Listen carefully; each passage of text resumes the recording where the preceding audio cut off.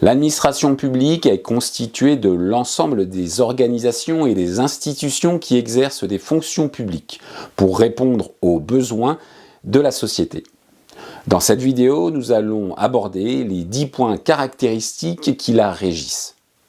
Premièrement, la vocation de l'administration publique est de répondre aux besoins et aux attentes de la société en fournissant des services efficaces et équitables aux citoyens. L'administration publique doit rendre des comptes de ses actions, des moyens mobilisés et des décisions en fournissant une information claire et transparente.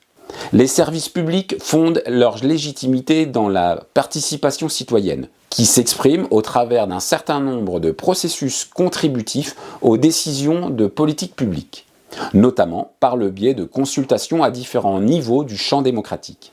Pour garantir la juste mise en œuvre des politiques publiques, l'administration est responsable de ses actions et de ses décisions. Elle est d'ailleurs susceptible de rendre compte aux citoyens et aux parties prenantes devant un certain nombre de juridictions administratives compétentes. Les fonctionnaires de l'administration publique sont tenus de respecter un certain code de conduite et de professionnalisme. Ils doivent agir avec intégrité et éthique en évitant les conflits d'intérêts.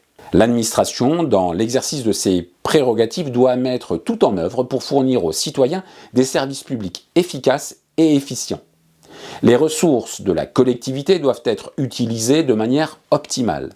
Dans un souci d'amélioration continue, l'administration publique doit innover et adopter des approches permettant de répondre aux défis complexes de la société. L'administration doit adopter une approche collaborative et multidisciplinaire avec les autres organisations et composantes de la société afin de résoudre les problèmes qui sont de son ressort. L'administration publique doit développer les compétences de ses agents, favoriser l'apprentissage tout au long de la vie.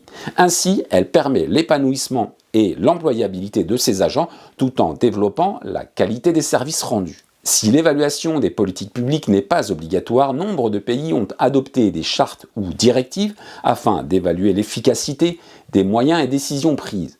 Cela se fait par différentes méthodes, quantitatives, qualitatives ou sondages, afin d'identifier les forces, les faiblesses, les échecs et succès pour améliorer continuellement la performance du service rendu à la collectivité.